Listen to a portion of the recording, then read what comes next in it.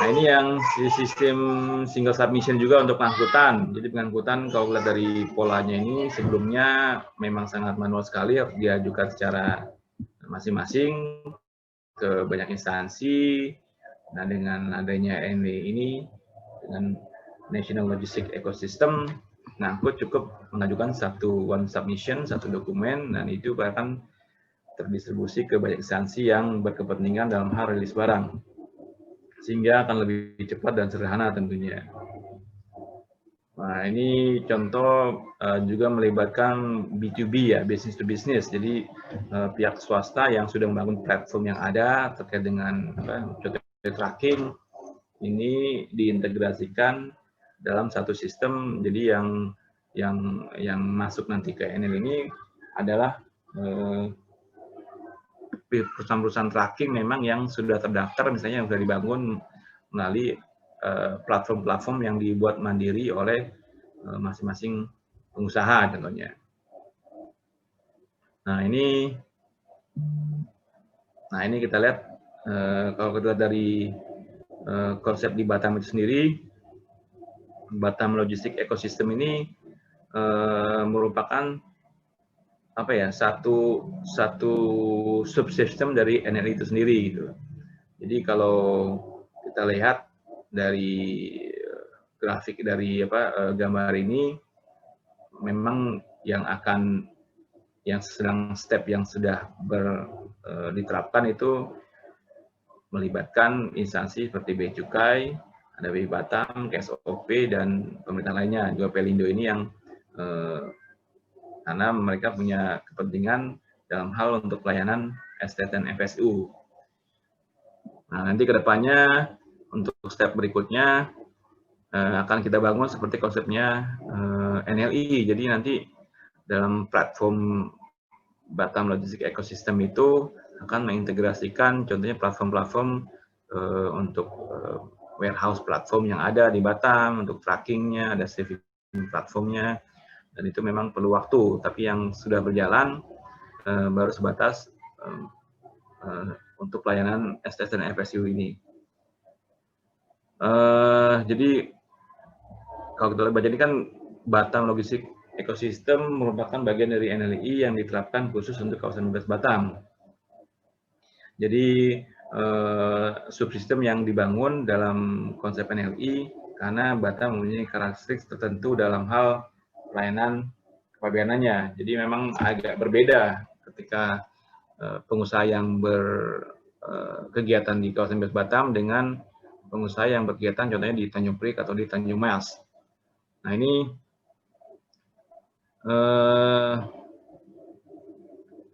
gambaran terkait dengan BLI.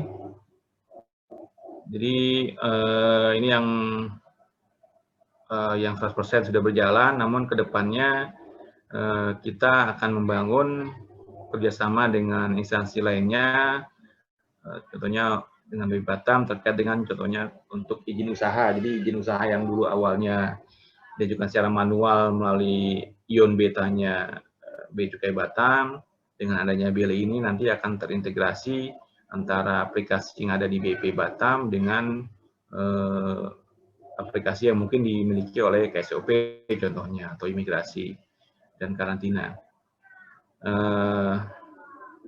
Itu jadi mungkin sedikit gambaran nih tahapan proyek aja nih. Nah ini yang institusi pemerintah terkait penataan ekosistem logistik nasional melalui instruksi Presiden nomor 5 tahun 2020 menjadi dasar hukum NLI dan BLI harus segera dikerjakan dan diterapkan untuk masa yang akan datang. Mungkin demikian kuliah malam ini. Jika ada pertanyaan mungkin kita diskusi ya. Ada pertanyaan nih Pak. Ya. Saya bacakan dulu ya Pak. Aduh, Ibu. Ternyata saya tadi hilang koneksi, terus chat saya hilang. Jadi oh gitu. Saya tadi emang sempat hilang sinyal, jadi chat saya udah hapus bersih di bagian saya. Jadi saya panggil aja tadi yang sempat bertanya, Dora. Ayo. Silakan bertanya Dora, sebaik-banyaknya ya. Theodora, Kalau saya bisa jawab, saya jawab. Chat ke saya. Maaf Dora, chatnya hilang di saya. Saya tadi sempat hilang sinyal, jadi sempat keluar sebentar. Silakan langsung aja ya Dora. Iya Pak. Dora. Oke Pak. Oke Bu.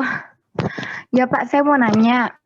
Kan tadi itu Bapak jelaskan kalau misalkan sistem yang bakal dibangun itu harus sistem yang otomatisasi gitu ya Pak. Berarti semuanya itu secara nggak langsung harus mempergunakan teknologi ya Pak, secara aplikasi biar gampang dan lebih mudah. Betul. Nah Pak, kan kata Bapak sendiri bilang kalau misalkan itu akan membantu secara biaya dari logistik Indonesia sendiri.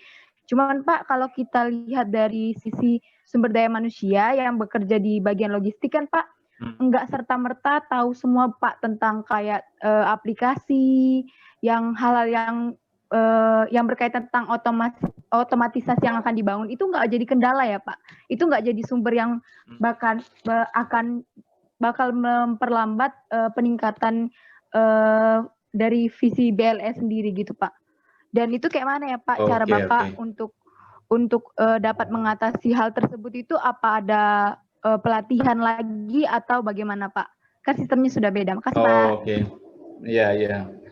Oke Dora, pertanyaan bagus ya. Jadi memang masalah SDM ini menjadi hal krusial juga yang perlu perhatian ya. Seperti pertanyaan Dora ya, terutama untuk person atau pegawai yang bertugas di bidang ekspor impor di perusahaan gitu. Tapi memang kita memang hidup ini kan mengikuti perkembangan zaman ya, tuntutan zaman yang ada kita sekarang ini kan memang menjadi tren kedepannya ini ICT ya, Information Communication and Technology ini menjadi sangat penting. Bahkan sekarang saja udah masuk saya gaptek juga nih, udah melalui media Zoom kan, karena mungkin karena COVID juga, tapi kan setidaknya contoh yang memang kita harus update dengan teknologi, di mana mau nggak mau kita harus berubah juga gitu. Nah, terkait pertanyaan Dora memang nanti menjadi tantangan tersendiri juga untuk perusahaan, karena kita sudah meluncing ini diharapkan pengguna jasa atau pegawai yang bergerak di bidang eksim ini juga harus update dengan teknologi. Jadi memang harus lebih membuka wawasan terkait dengan apa-apa yang pemerintah sudah lakukan. Nah, terkait dengan pertanyaan Dora, apakah bisa training and retraining, nanti prinsipnya pastinya nanti kan dari pemerintah tuh selalu mengadakan kegiatan sosialisasi ya. Yang jadi umum pemerintah itu biasanya kan ketika akan meluncing suatu aturan atau proyek atau apapun itu selalu dikomunikasikan kepada masyarakat. Nah, itu nanti menjadi tuntutan masyarakat, antisipasinya ketika pemerintah sudah melaksanakan ini harus ada percepatan juga dari masyarakat gitu. Jadi nanti dituntut juga dari pengusaha juga update dengan teknologi, sehingga maksudnya meminta ke pegawai yang berkecimpung di bidang eksim tersebut harus mempunyai kemampuan di bidang pengelolaan teknologi gitu. Nah, itu memang suatu keharusan jadinya.